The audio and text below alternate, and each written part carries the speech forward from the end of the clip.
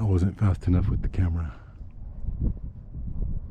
But when I slammed the truck door, I spooked a bunch of ducks who were living down here in the Cienega. And they flew up into the air. And I betcha they're gonna be circling back this way. We'll see. I'll try and get them. In the meantime, what we have is a Monday. It's another one of those days, in spite of the overcast, that is supposed to hit well up over 60. We are looking at, within the next half hour, crossing the line into the 60s, and it should stay that way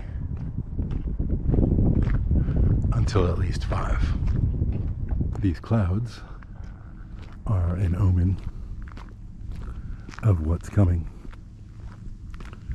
I saw earlier that it was already smacking Vegas and headed this way.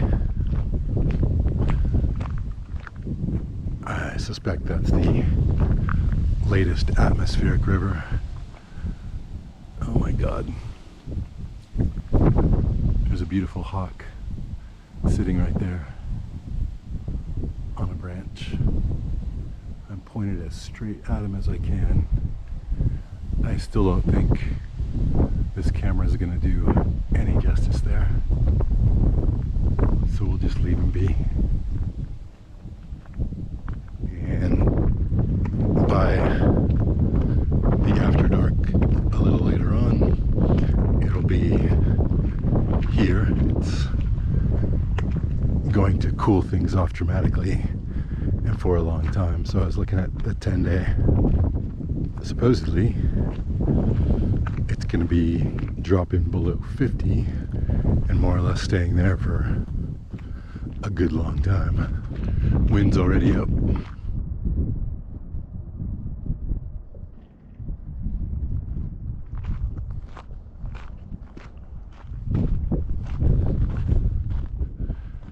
Back in the day, I wouldn't have thought twice about crossing the tracks. I'd have been cautious,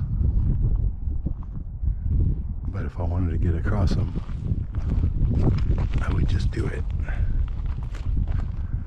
I'm not quite so rash anymore.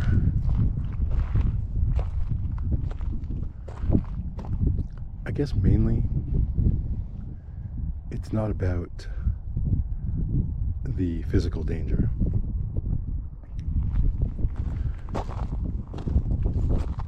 It's about not wanting to risk the involvement with some self-appointed authority. Right now, I have this little stretch of US180 pretty much to myself. I have hardly ever seen another vehicle any further up this road than this. So I have it to myself, and I don't want to do anything that would arouse any kind of suspicion or invite any kind of authoritarian interest. I like things the way they are. I don't want to talk to anybody, especially not cops or railroad bulls, as they used to call them. Anything like that. I've carved out my own little niche of the hell out of the way. It doesn't belong to me. I can't keep anybody else from walking the same road. But I don't need that kind of property right for what I want it for.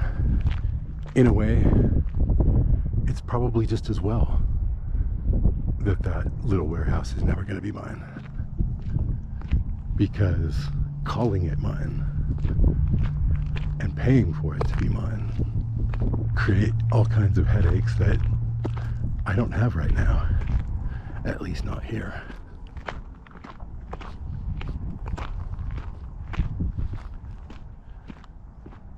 This is, although not a national park or a national forest or even Bureau of Land Management land, as far as I know, this is the working definition of public land.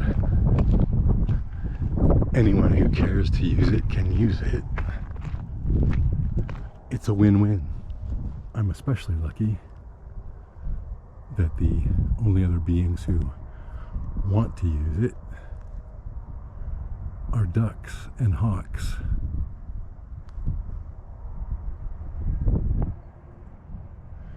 So, I'm not going to complain about the weather.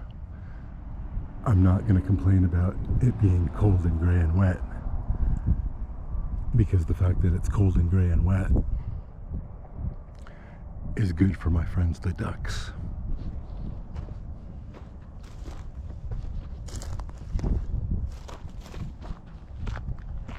By the way, just as with the elm trees and the Russian olive trees that I thought were cottonwoods and mesquites, I have no real faith in my own identification of that hawk.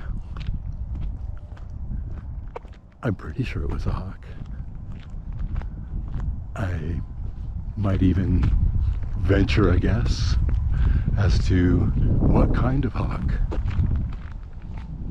Kestrel. I don't know.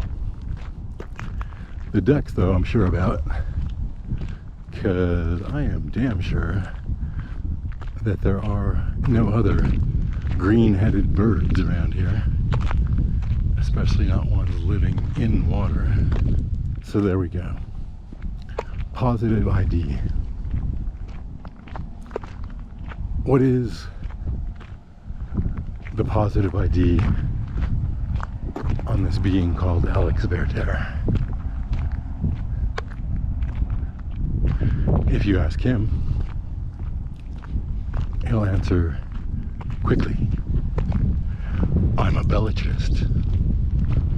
I'm an anarcho-primitivist.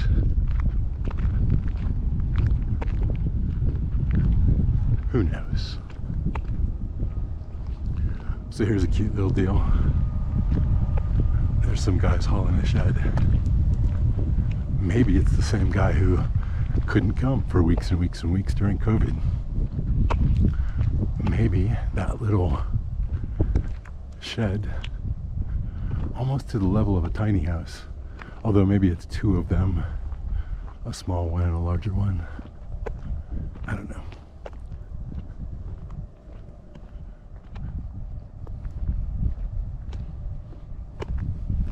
Maybe it's going to the same lot.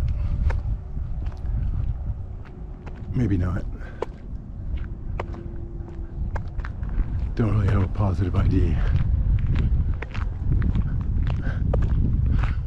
I only have a river that is sometimes atmospheric.